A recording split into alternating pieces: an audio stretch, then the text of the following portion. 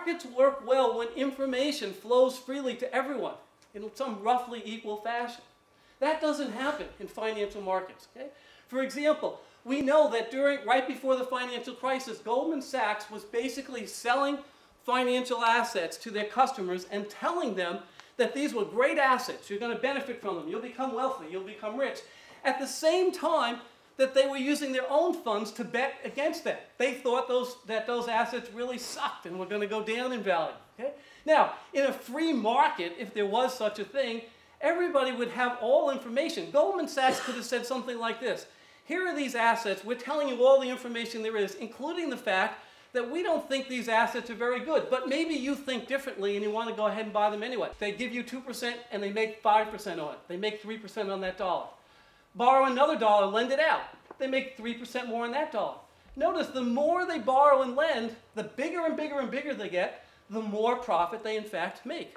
The only problem with this is it creates a huge degree of instability and volatility in the economy. Okay?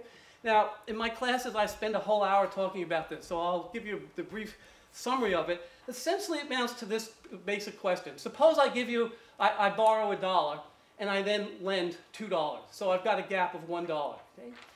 If the amount that I have lent drops by 50%, then my assets equal my liability. I've just balanced. If it falls any more, I'm bankrupt. Suppose instead I borrow $999 and I lend $1,000. Gap between them is still $1. But now my assets only have to fall in price by 0.001%, and I'm out of business. Okay? The bigger the banking system gets, the more volatile the economy becomes. So what's happened over the last 30 years is that the financial sector has grown and grown and grown. It's increased volatility. Why does that matter?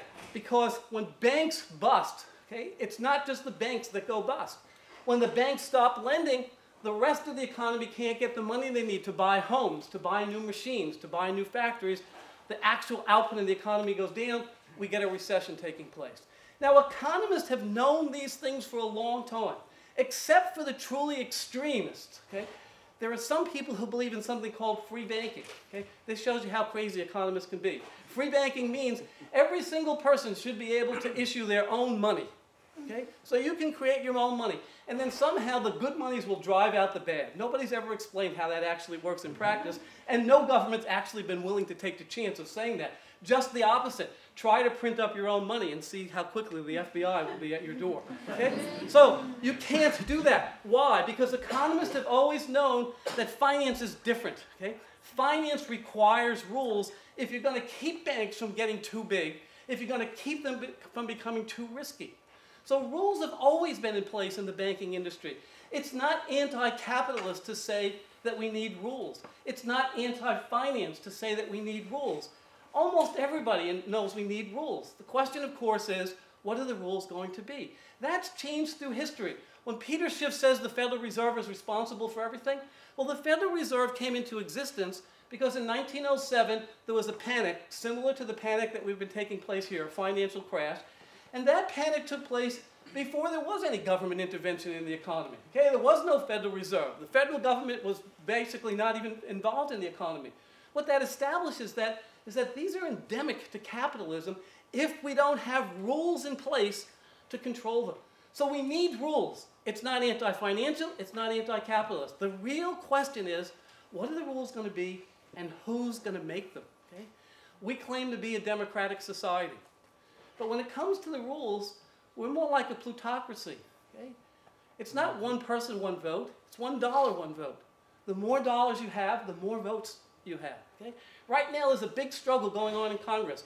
A bill was passed I guess it was last year, the Dodd-Frank bill, that's supposed to control financial institutions. Okay? In this country, legislation has two stages. They pass the bill, then they try to figure out what it actually means. Okay? The Dodd-Frank bill is 2,300 pages long. What's taking place right now is a huge debate between the banks, lobbyists, and whoever else is trying to defend against it to make the rules that were passed by Congress actually constrain bank lending in some way, or the growth of banks. Okay? You've heard this phrase, if they're too big to fail, they're too big. Okay? That's the issue. If banks get too big, they become too volatile. So if we're going to be able to claim that we have one person, one vote, that we're a democracy, okay, then we have to do something about the role that wealth, and in particular financial wealth, is playing in this economy. That's why there's this focus on Wall Street.